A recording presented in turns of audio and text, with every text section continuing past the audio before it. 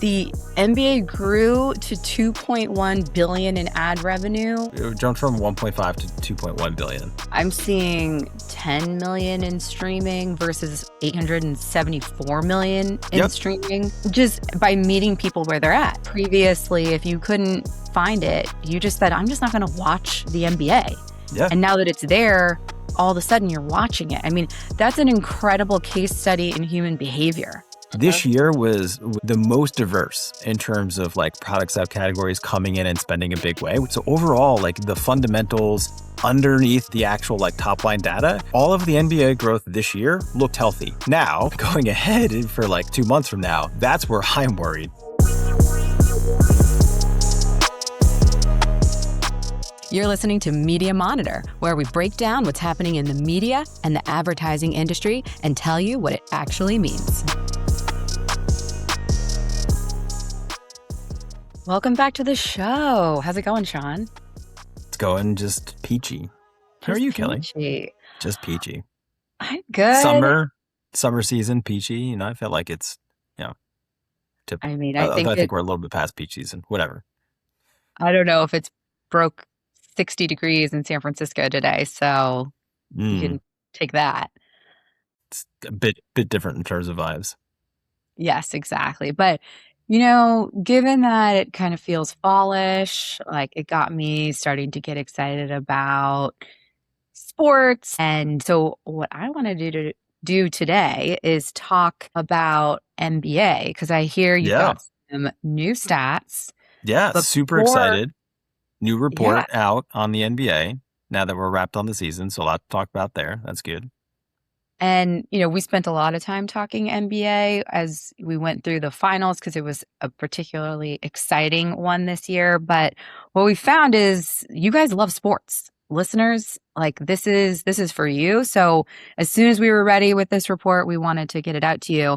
So before we do that. Quick plug, by the way. Shout out for the folks that have filled out the survey, because that was one insight that we gathered was like sports did really well on the survey. So thank you for filling it out for folks that have. So just as an apology, just to interject there. But yeah, I just wanted to give our listeners a shout out. Absolutely. And we'll keep bringing you what you want when you tell us what you want. So another thing that we heard is that starting episodes with the headlines is something that is really helpful. So I'm going to do that before we pivot. And as someone who comes from, a former Integral Ad Science employee, I thought a pretty interesting headline over the last week was Nielsen's purchase of DV, $2 billion deal, like huge news, right? Yeah, pretty big. So if you didn't hear about that happened, and it's definitely going to kind of shape the dynamics in the space. I think it signals the importance of measurement and ad verification.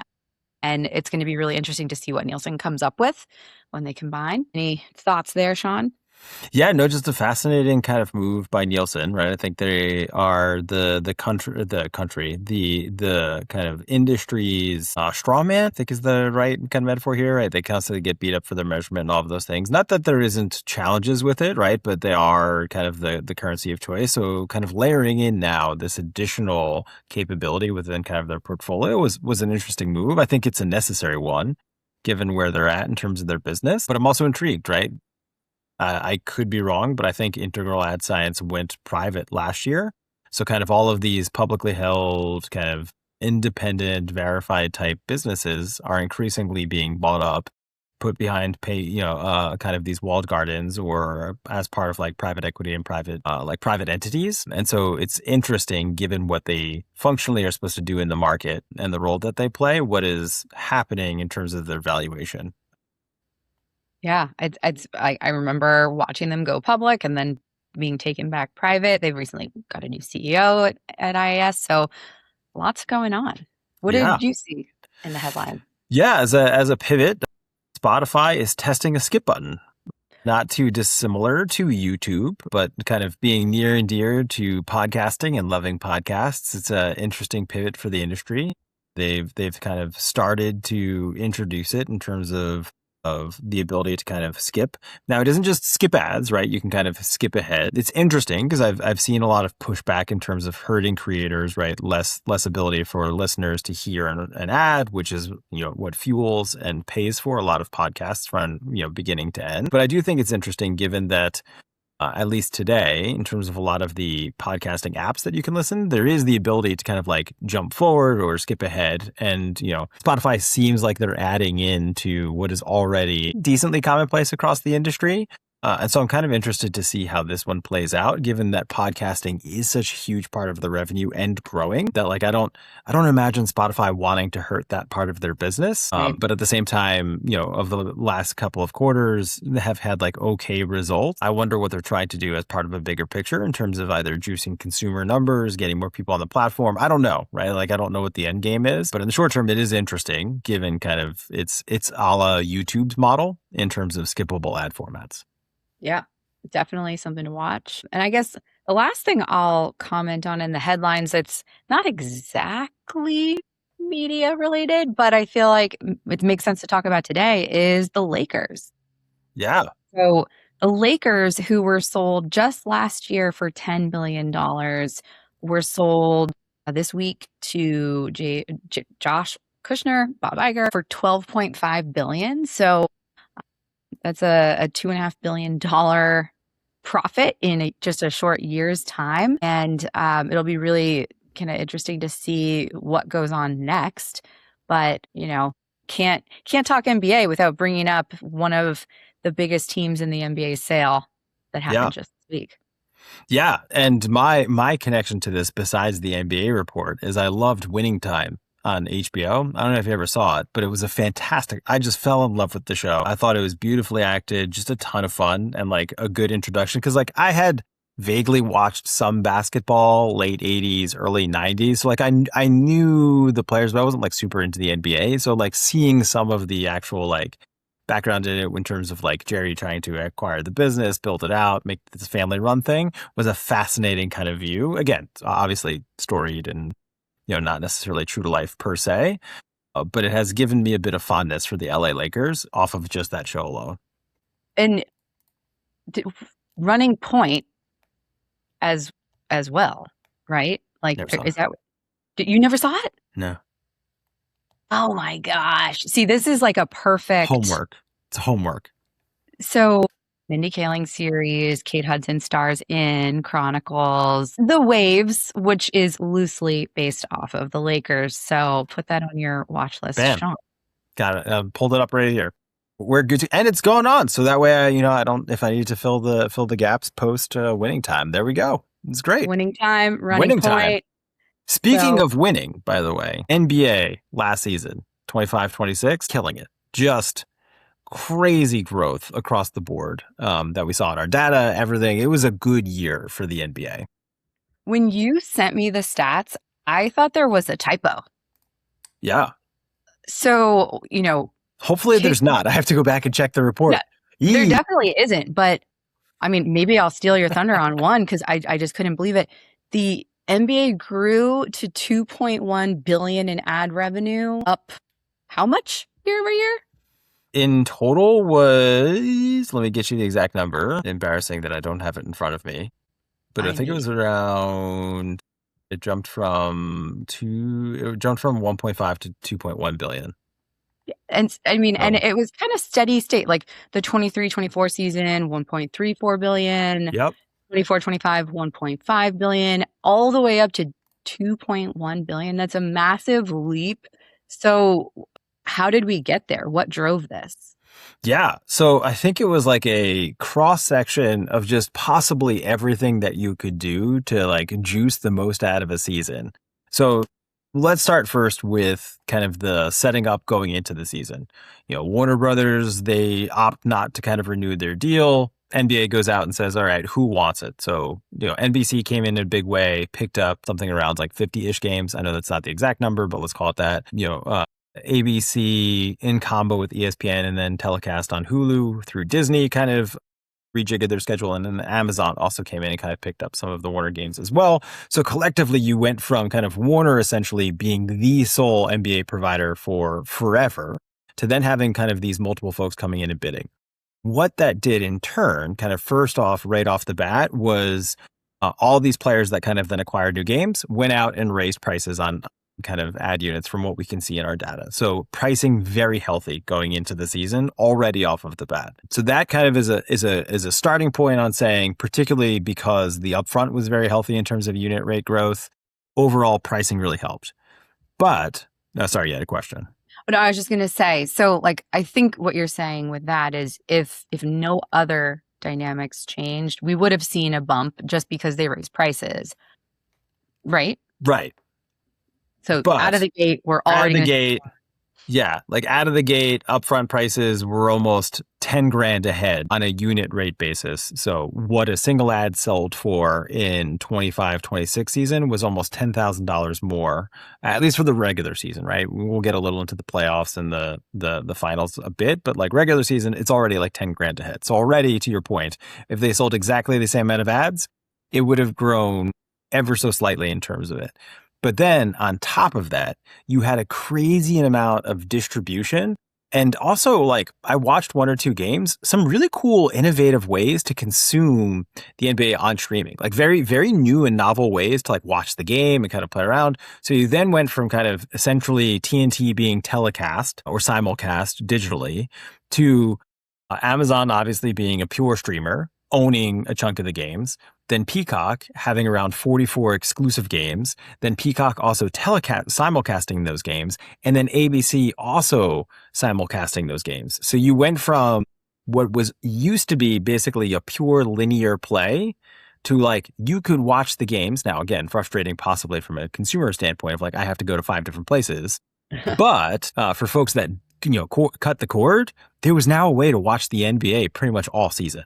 And that kind of on a stat, which is not part of our data per se, but led to a record reach for the NBA of almost 170 million people unique reach for the season. Numbers that the NBA has never seen ever. So unique reach here being like, I can not verify, but at least like I can project and verify that there is a unique person that has seen this. So 170 million is then the unique people. Obviously, you may watch multiple games. You may actually only watch the first half and then things aren't going well, so you stop watching, right? That's the difference between, say, reach versus like viewership for folks that maybe aren't as aware. But in this case, 170 million unique viewers over the course of a season is a bananas number. It's a 25-year high for the overall league, which again, great, right? And a lot of that was credited with all of that extra distribution across streaming plus TV. And, if I'm looking at your data, I mean, I'm seeing 10 million in streaming versus 874 million in streaming. You did not say that number wrong. So we're talking about an 87x, yes. 8,743% or something in terms of growth. Yes. Just by meeting people where they're at, previously, if you couldn't find it, you just said, I'm just not going to watch the NBA. Yeah. And now that it's there, all of a sudden you're watching it. I mean, that's an incredible case study in human behavior, right? Yeah. So I was fascinated by this. Yeah. And of that 874, by the way, what's interesting is like, that's not just simulcast, right? There's one thing to say like, oh, okay, yeah, whatever, it's the same game. If you layer in the exclusives, that's 500 million alone on just the exclusive games in terms of ad revenue. So again, massive increases, and for a variety of reasons, not just like, oh, it's this one thing. The other thing that I want to point about streaming is the NBA after this season basically went from third in terms of like the percent of the amount of ad revenue coming from streaming versus linear to by far being the number one. What's wild is like, for comparison, the NFL overall as a league makes about 3 times the amount of ad revenue. But what's interesting is the NBA's streaming is identical almost to a T with the NFL's overall ad revenue. So the NFL overall makes 3x, but on a streaming to streaming basis, the NBA and the NFL are almost equal in terms of their ad revenue, which again, ridiculous in terms of how quickly and how massively that has grown. So, I mean, I'm guessing here, but it sounds like this signals an opportunity for other streaming. Like if you can get in there, yeah, the juice is worth a squeeze. Yeah, for sure. So, I have to ask you because obviously we talked a ton about the Knicks and, the series. How did the numbers look, considering I feel like it's just different when you've got a New York team or one of these teams in the mix. It was a 5-game series. Talk to me about how that compared versus even just prior year or Yeah, other years historically. sure. So let me just go out here and say, no knock to any sports fans, but as a guy who does a lot of analytics, I really like doing the ad analytics on the NFL because it's clean. With rare exception, the schedule is like very similar year after year. There's a singular Super Bowl. It's a very clear path over the course of playoffs. It's like how many games are going to run, all of these things. And so you can do very easy like year over year analyses. Where have things grown?